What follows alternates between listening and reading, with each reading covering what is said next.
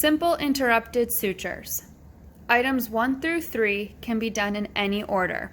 Step 1, washed hands. Step 2, checked that all necessary equipment was available and ready for use. Step 3, student stated. I'm confirming the patient with at least 2 identifiers, and then I'm performing a timeout. Step 4, put on non-sterile exam gloves.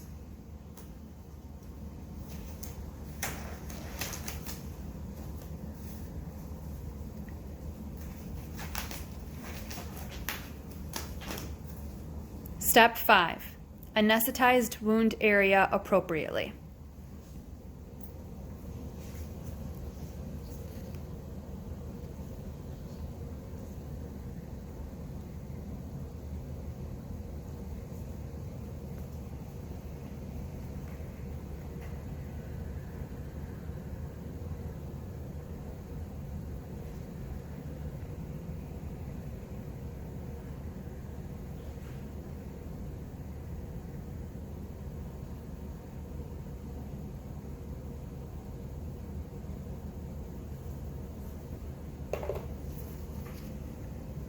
Items 6 through 7 can be done in any order. Step 6, irrigated wound.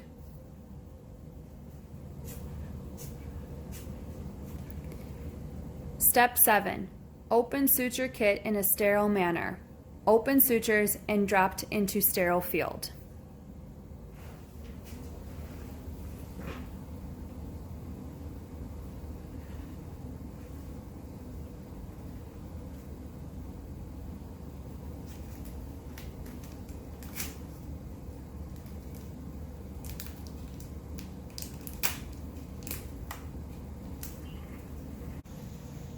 Step 8. In a sterile manner, put on sterile gloves.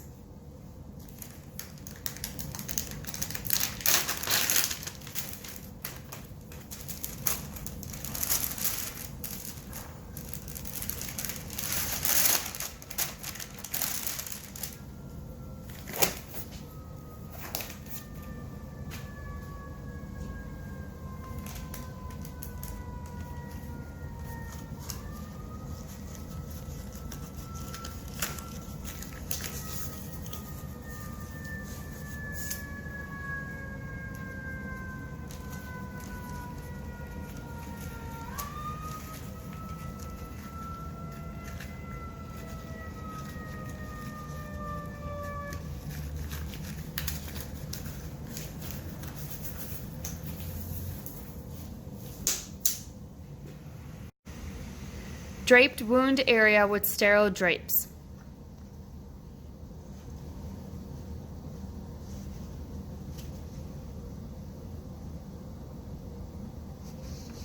Step 9. Held the needle with the hemostat approximately 2/3 of distance from the needle tip. Needle and hemostat were at right angle in relation to each other.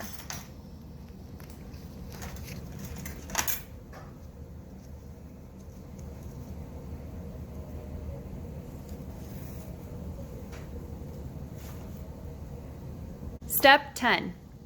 Grasped edge of wound with forceps near planned suture insertion site. Step 11.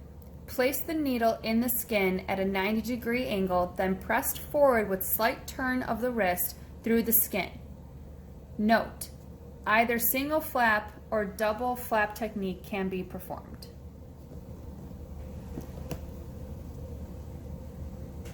Step 12. Grasped the contralateral edge, pressed the skin over the needle, and moved it forward with slight turn of wrist through skin. Note, credit is given if double flap technique was performed in step 11. Step 13. Released needle end and re-grasped the needle tip. Pulled suture through skin, leaving approximately 2 centimeters as a tail to make a knot. Released needle. Step 14, knot. 2 forward rolls over needle driver. Grasp the tail of the suture. Pull tail end through, bringing knot down squared. Pull tissues together and turned thread 90 degrees to lock in place. Released tail.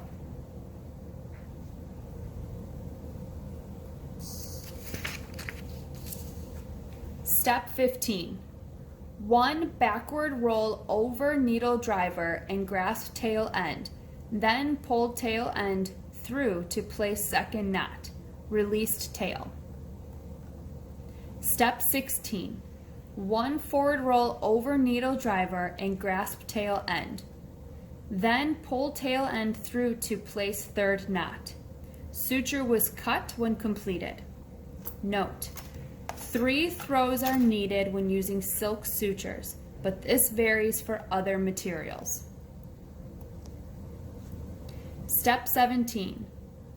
2 interrupted stitches were placed with the distance between stitches equal to the width of each stitch.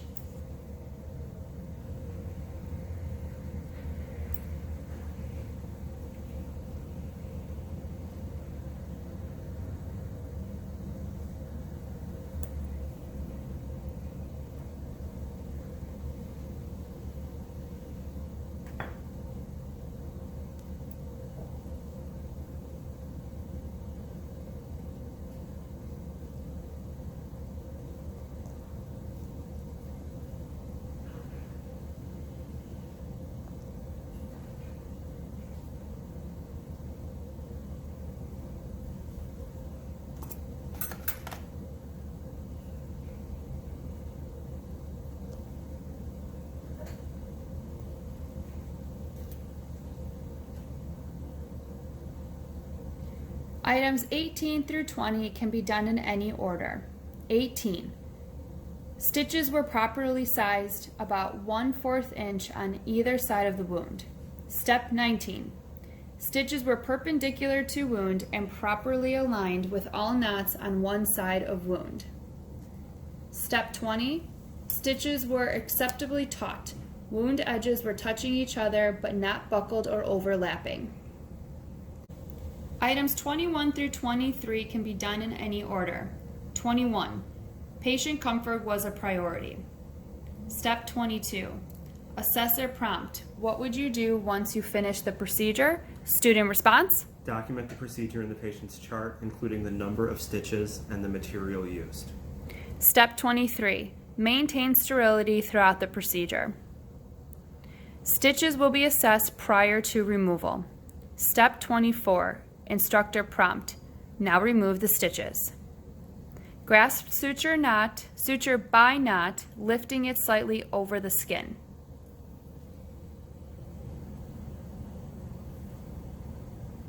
Step 25. Cut stitch under knot on the side closest to the skin without allowing contaminated suture to go through tissue. Did not cut through knot.